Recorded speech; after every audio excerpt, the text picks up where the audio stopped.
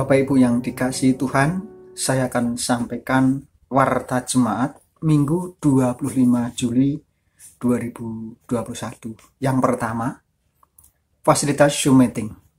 Diberitahukan kepada seluruh kelompok PA, Majelis Bidang dan Komisi di GKJ Wonocatur, dengan adanya PPKM darurat dan sebagai antisipasi kerumunan, maka Majelis GKJ Wonocatur menyediakan fasilitas Zoom meeting yang dapat dipergunakan untuk kebutuhan persekutuan, rapat, dan ibadah online.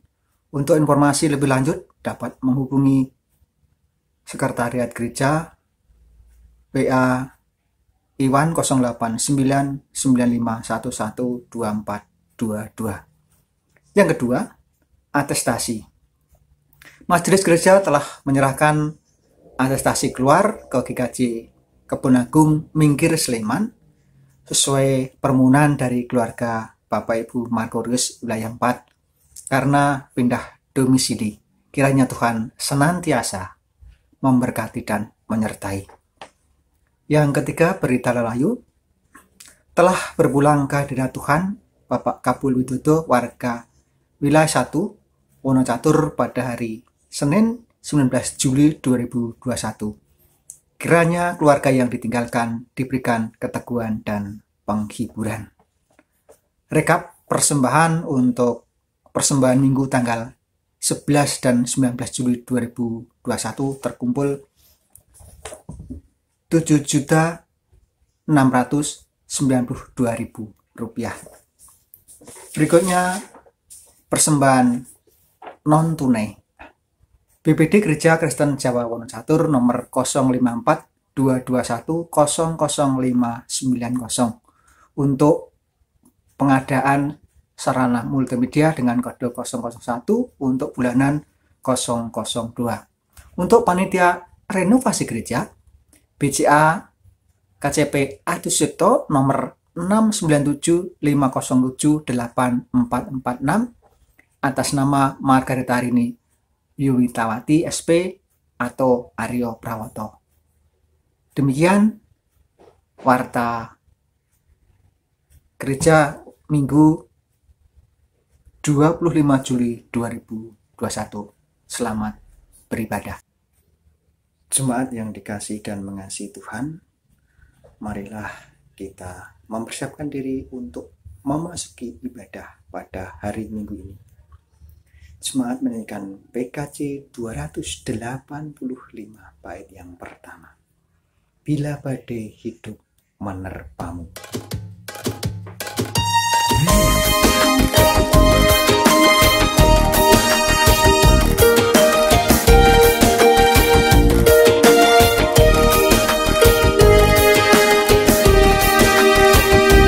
Bila badai hidup menerpamu dan cobaan pun datang mengganggu, hanya satu janji harapanmu, ya janji Tuhanmu pegang teguh. Biar gunung-gunung pun beranjak, serta bukit-bukit pun bergoncang, kasih dan setia dari Tuhan kan melindungimu tetap teguh. Pegang selalu janji Tuhan, jangan lepaskan walau siang atau malam. Hanyalah takut atau bimbang, Tuhanlah pemilik hidupmu.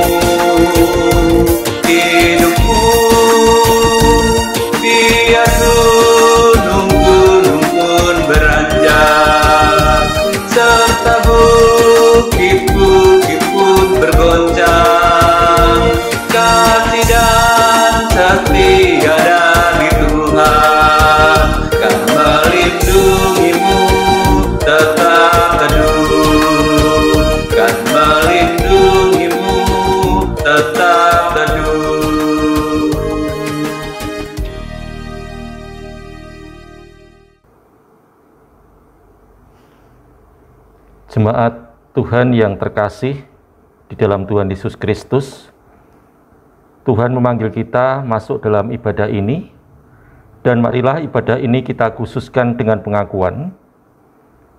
Pertolongan kita berasal dari Allah Bapa yang menciptakan langit dan bumi. Kasih karunia dan damai sejahtera dari Tuhan Yesus Kristus ada pada saudara sekalian. Amin. Amin. Amin.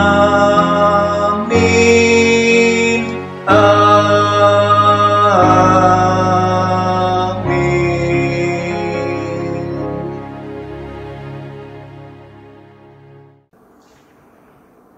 Saudara-saudara yang terkasih, mari kita bersama mendasari hidup kita dengan mendengarkan sabda Tuhan, yaitu bacaan dalam hukum kasih yang disampaikan oleh Tuhan Yesus, yang demikian sabdanya.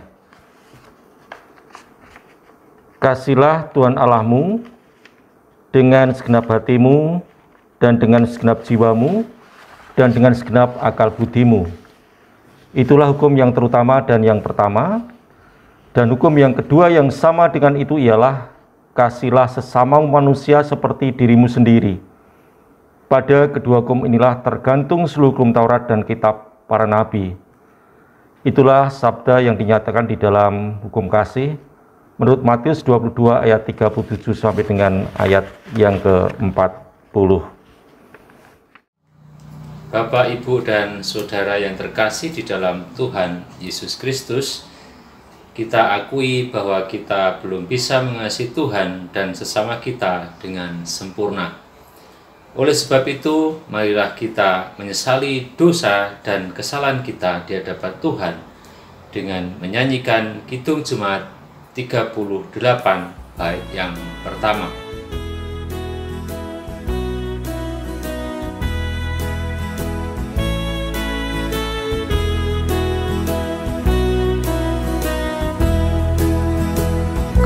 Diberi belas kasihan, walau tak layak hatiku.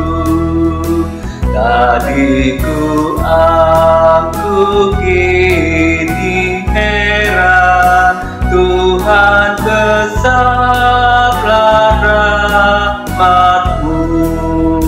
Kidung imanku bergema, rahmat-Mu sungguh mulia. Kidung imanku bergema, rahmat-Mu sungguh mulia.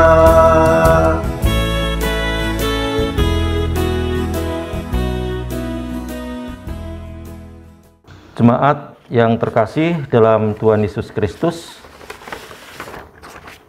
setelah kita mendengarkan hukum kasih dan juga mengungkapkan rasa di dalam keberadaan, keberdosaan, dan kelemahan kita melalui syair pujian Ku Diberi Belas Kasihan, kita akan bersama untuk mendengarkan berita pengampunan dosa atau berita anugerah yang pada ibadah minggu ini kita ambil dari pemberitaan menurut Injil Matius 11 ayat 28 sampai dengan ayat 30 yang demikian sabdanya.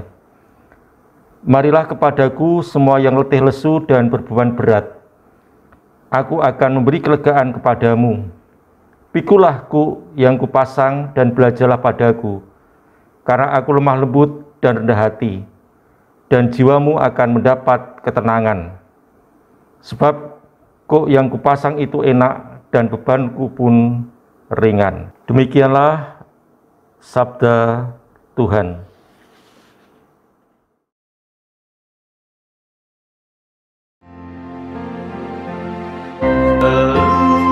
Seluruh umat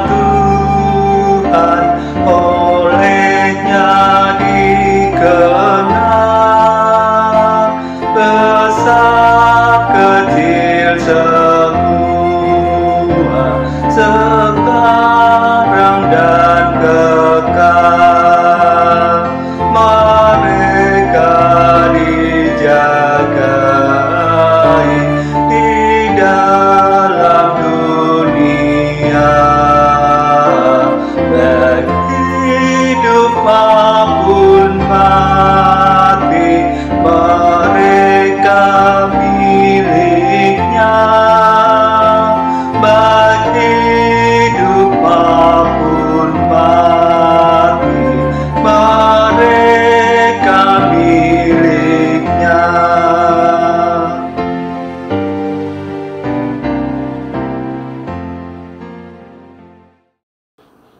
Mari kita bersama masuk dalam suasana teduh untuk mempersiapkan diri kita di dalam mendengarkan sabda Tuhan. Mari kita bersatu lebih dahulu dalam doa permohonan akan pimpinan Roh Kudus. Bapa, biarlah pelayanan sabda yang boleh kami hayati, kami rasakan sebagai wujud sapaan Allah sendiri yang berkenan untuk memberikan daya atau kekuatan kemampuan kami untuk memiliki iman yang teguh di tengah situasi kehidupan yang tidak menentu ini. Firman Tuhan akan menjadi kekuatan baru dalam hidup kami. Maka mohon kami dirayakkan untuk menyampaikan sabda dan juga mendengarkan sabda Tuhan, supaya kami juga dimampukan untuk melaksanakan apa yang menjadi perintah Tuhan. Di dalam pimpinan Roh Kudus kami bermohon. Amin. Bapak, Ibu, saudara-saudara yang terkasih, bacaan kita pada hari ini, kita bersama akan mengambil dari kesaksian menurut Injil Yohanes 6 ayat 1 sampai dengan ayat 21. Kita perhatikan sabdanya demikian. Sesudah itu Yesus berangkat ke seberang Danau Galilea, yaitu Danau Tiberias. Orang banyak berbondong-bondong mengikuti dia, karena mereka melihat mujizat-mujizat penyembuhan yang diadakannya terhadap orang-orang sakit. Dan Yesus naik ke gunung, saya ulangi, dan Yesus naik ke atas gunung dan duduk di situ dengan murid-muridnya. Dan Paskah hari raya orang Yahudi sudah dekat. Ketika Yesus memandang sekelilingnya dan melihat bahwa orang banyak berbondong-bondong datang kepadanya, berkatalah ia kepada Filipus, "Di manakah kita akan membeli roti supaya mereka ini dapat makan?" Hal itu dikatakannya untuk mencobai dia, sebab ia sendiri tahu apa yang hendak dilakukannya. Jawab Filipus kepadanya, "Roti seharga 200 dinar tidak akan cukup untuk mereka ini, sekalipun masing-masing mendapat sepotong seketil saja."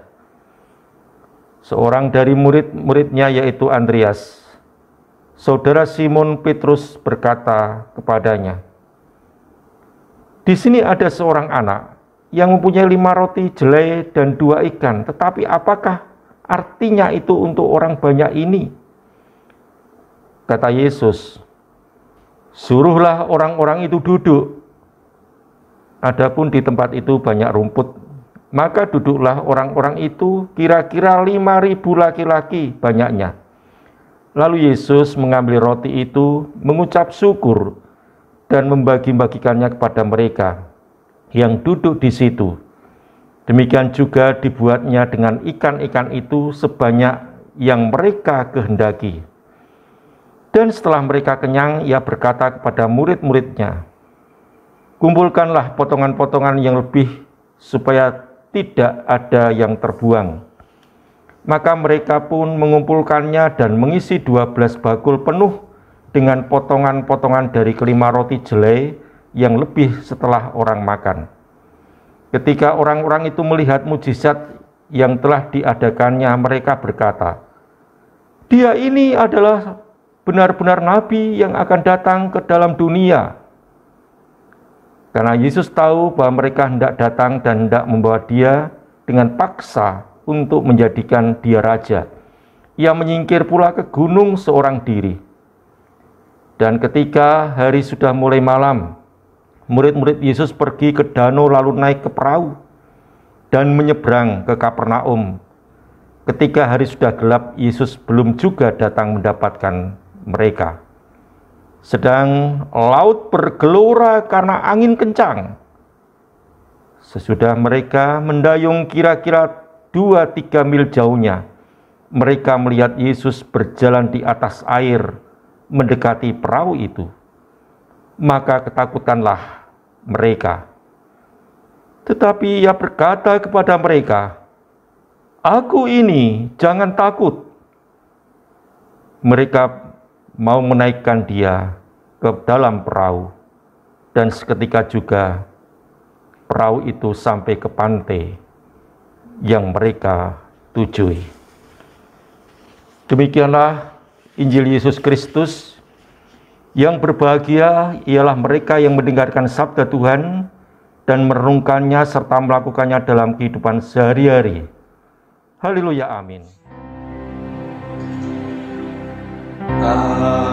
Haleluya, haleluya, haleluya, haleluya, haleluya, amin,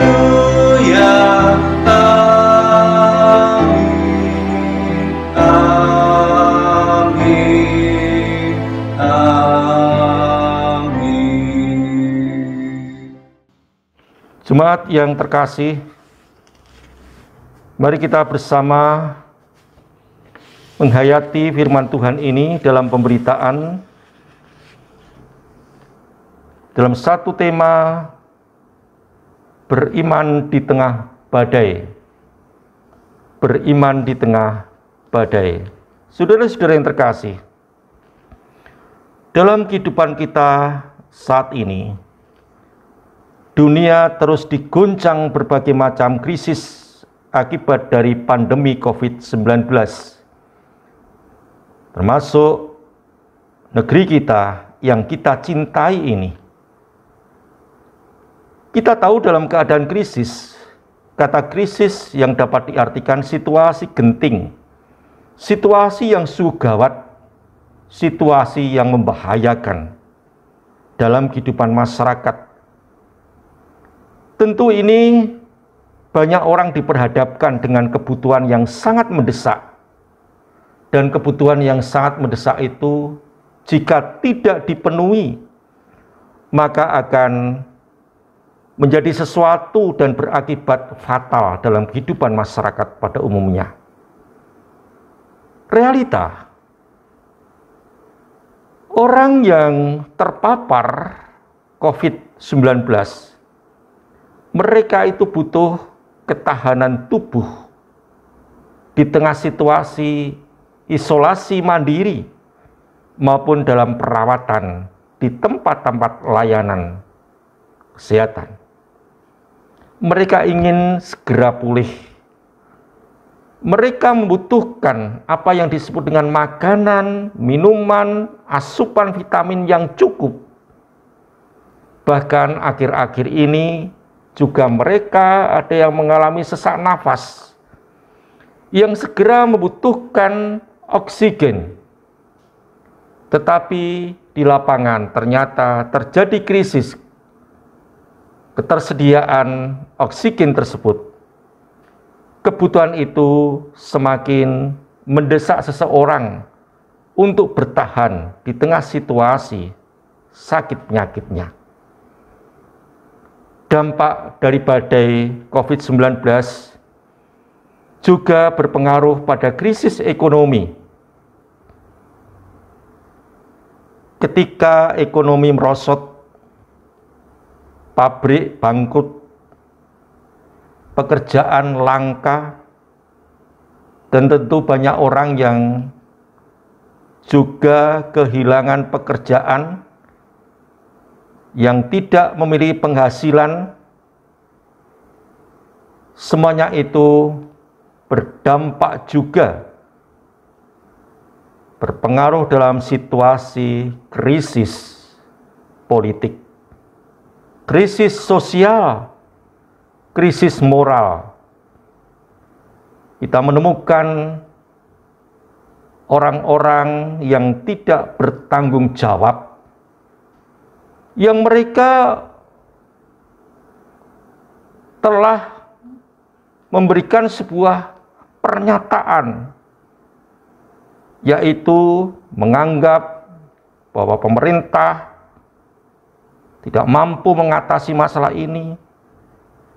Ada juga asumsi-asumsi lain berdasarkan pemahaman, bahkan hanya saling menyalahkan, saling menuduh, dan akhirnya seorang bisa terjadi mengalami krisis jati diri.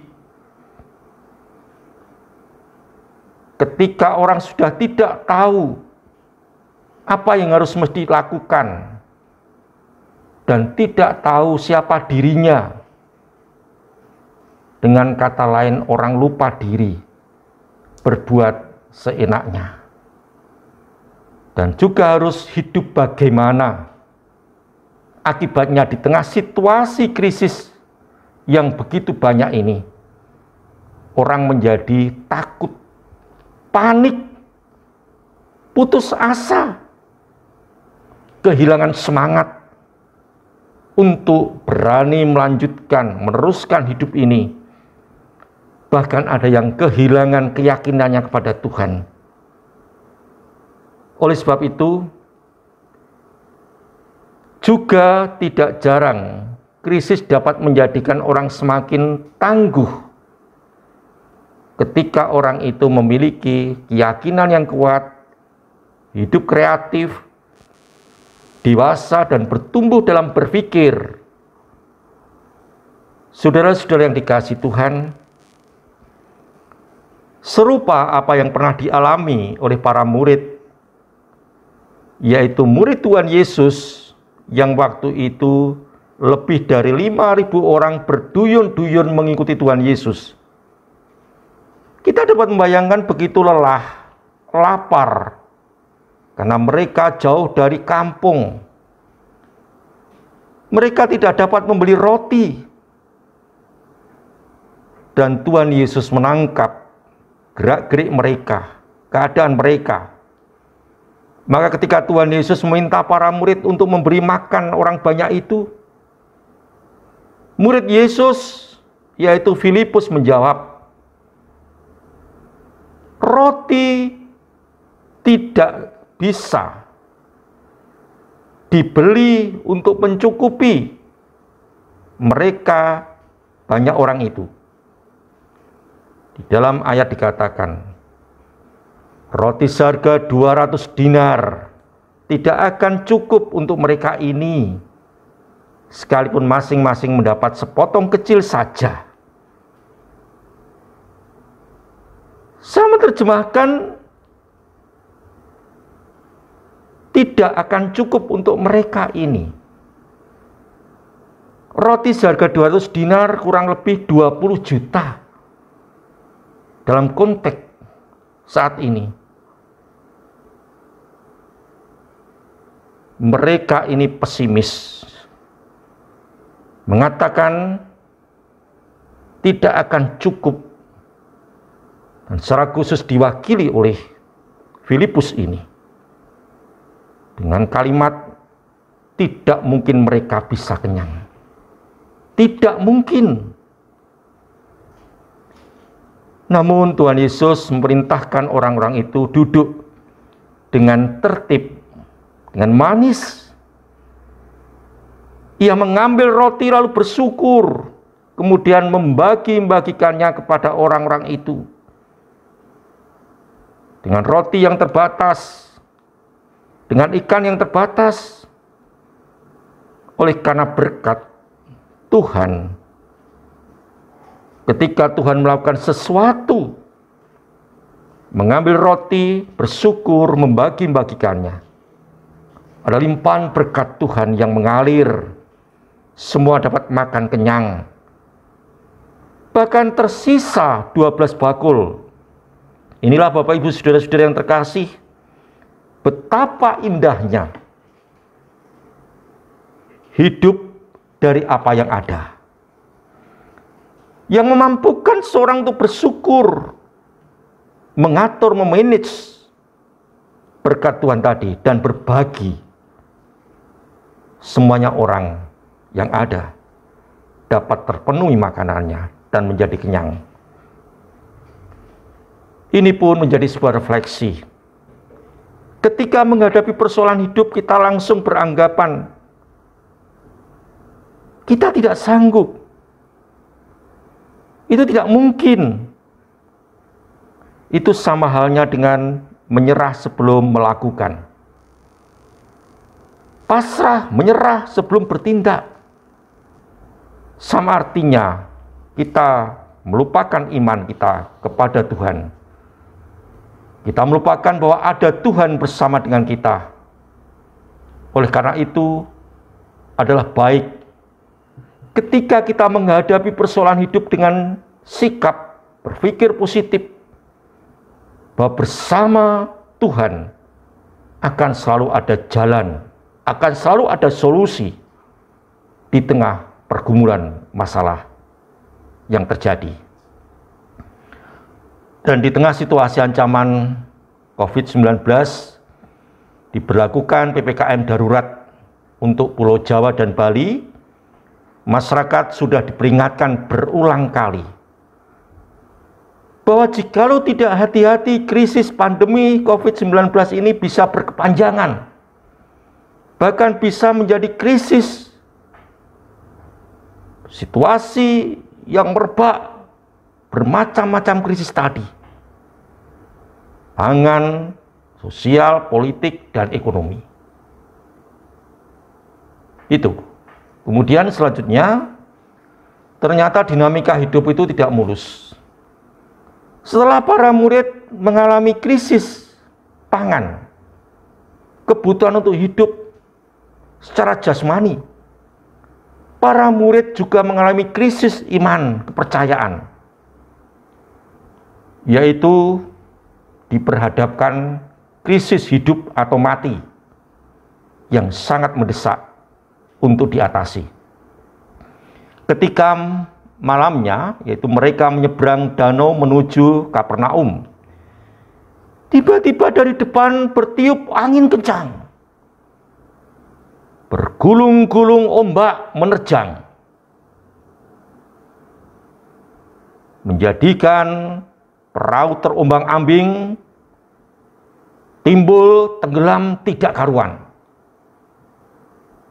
Bayangkan, mereka itu adalah orang-orang yang menjadi nelayan waktu itu yang sudah berpengalaman dalam situasi menghadapi hebatnya badai. Mereka takut, panik. Dalam kepanikan mereka tidak mengenal lagi Tuhannya. Padahal Tuhan Yesus datang. Tetapi justru mereka mengira itu hantu. Semakin menakutkan. Nah, kalau kedatangan Tuhannya saja sudah dianggap hantu, menakutkan, tentu semua serba menakutkan. Apalagi badai serba mengancam. Inilah disebut dengan krisis iman, kepercayaan mereka. Tetapi syukur, Tuhan menyelamatkan murid-muridnya yang menghadapi krisis tersebut. Di tengah badai itu Tuhan Yesus berkata dan bersabda, "Tenanglah, jangan panik."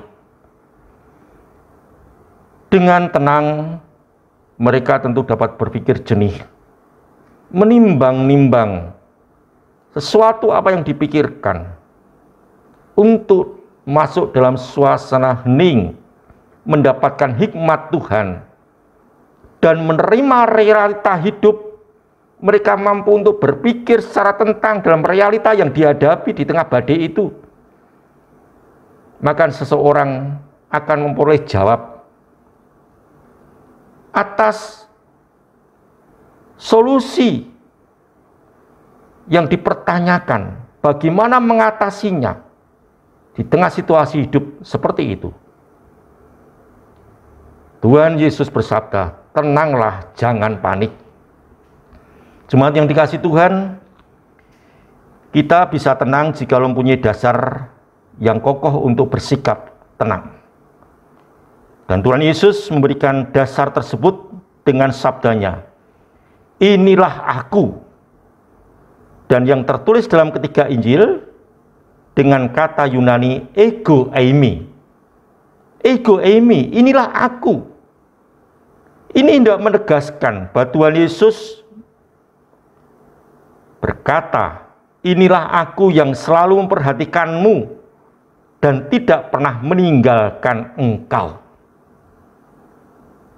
Dasar ini ada sebagai pijakan untuk kita berani melanjutkan langkah kita, pelayaran kita, perahu kehidupan kita, perahu keluarga kita, perahu gereja kita di tengah krisis dan badai, dengan segala ketidakpastiannya yang kita hadapi di tengah pandemi COVID-19 ini. Namun saudara-saudara, penyertaan Tuhan, penyertaan Kristus sungguh nyata. Kita dimampukan tetap beriman di tengah badai tersebut. Tuhan memberikan kekuatan baru. Tuhan memberkati kita semua. Tuhan Yesus memberkati kita. Amin.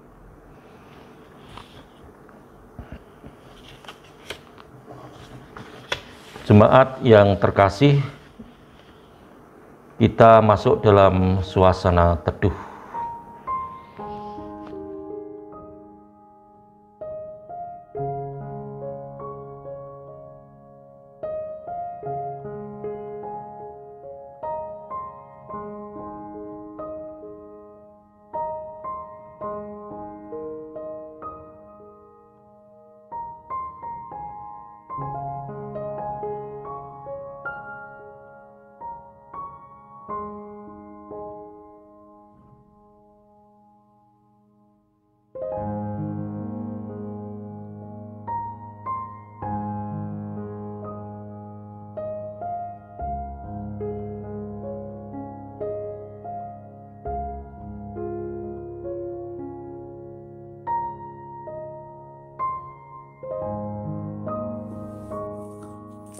Kita akan masuk dalam doa syukur, doa syafaat, dan persembahan, serta kita akhiri dengan doa Bapa kami.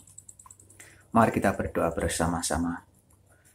Kami datang kepadamu Tuhan, ucap syukur dan terima kasih di mana Tuhan pelihara kehidupan kami. Saat ini Tuhan kami bersyukur atas penyertaan-Mu, dan saat ini kami bersyukur Tuhan atas firman-Mu yang sudah kami terima.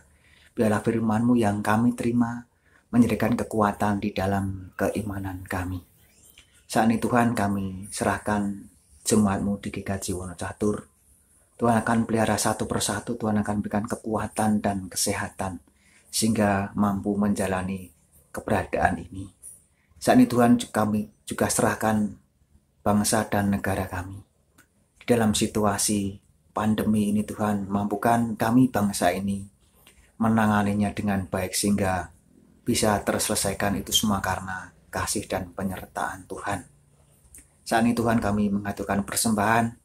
Biarlah persembahan yang jauh dari sempurna ini dapat kami pergunakan untuk keluhuran dan kemuliaan nama-Mu.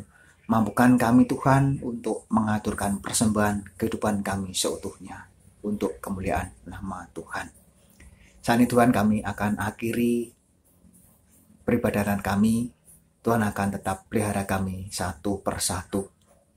Saat ini Tuhan kami akan akhiri dan kami akan masuk di dalam doa Bapa kami. Bapa kami yang di surga, dikuduskanlah nama-Mu, datanglah kerajaan-Mu, jadilah kehendak-Mu di bumi seperti di surga. Berikanlah kami pada hari ini makanan kami yang secukupnya, dan ampunilah kami akan kesalahan kami, seperti kami juga mengampuni orang yang bersalah kepada kami. Dan janganlah membawa kami ke dalam pencobaan, tapi lepaskanlah kami dari yang jahat. Karena Engkaulah yang empunya kerajaan dan kuasa dan kemuliaan sampai selama-lamanya. Amin. Jemaat kami undang untuk bangkit berdiri. Marilah kita mengikrarkan pengakuan iman kita bersama dengan umat Allah di segala tempat dan di segala zaman dengan pengakuan iman rasuli. Aku percaya kepada Allah, Bapa yang Maha Kuasa, Khalik langit dan bumi, dan kepada Yesus Kristus, anaknya yang tunggal Tuhan kita, yang dikandung daripada Roh Kudus, lahir dari anak darah Maria, yang menderita di bawah pemerintahan Pontius Pilatus, disalibkan, mati dan dikuburkan, turun ke dalam kerajaan maut. Pada hari yang ketiga, bangkit pula dari antara orang mati, naik ke surga, duduk di sebelah kanan Allah, Bapa yang Maha Kuasa, dan akan datang dari sana untuk menghakimi orang yang hidup dan yang mati.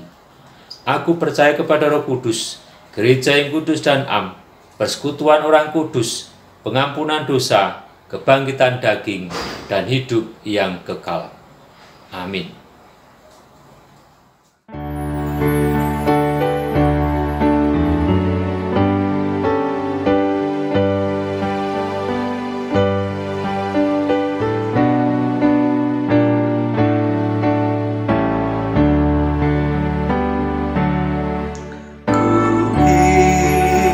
Selalu dekat padamu, mengiring Tuhan tiada jemu.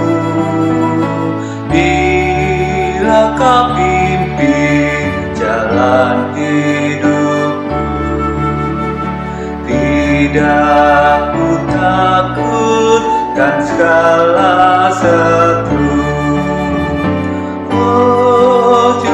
Selamat genggam tanganku, bimbinganmu itu ku perlu. Beri pertolongan, kuat kuasa-Mu, oh Tuhan Yesus, pegang tanganku.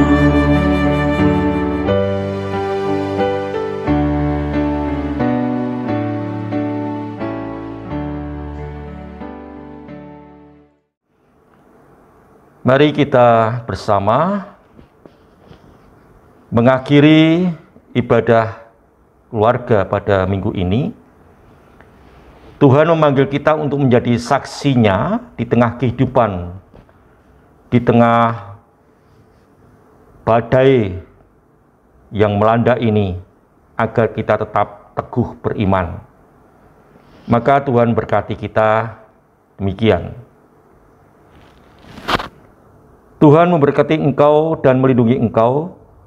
Tuhan menyinari engkau dengan wajah-Nya dan memberi engkau kasih karunia.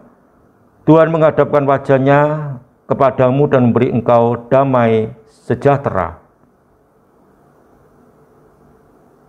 Amin.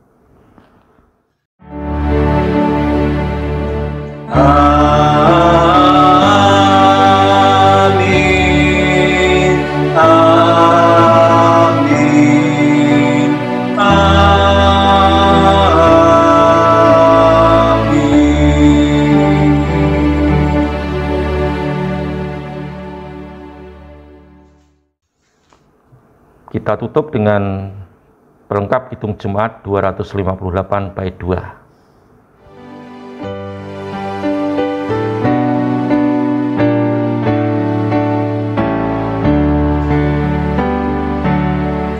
Kelak perjalanan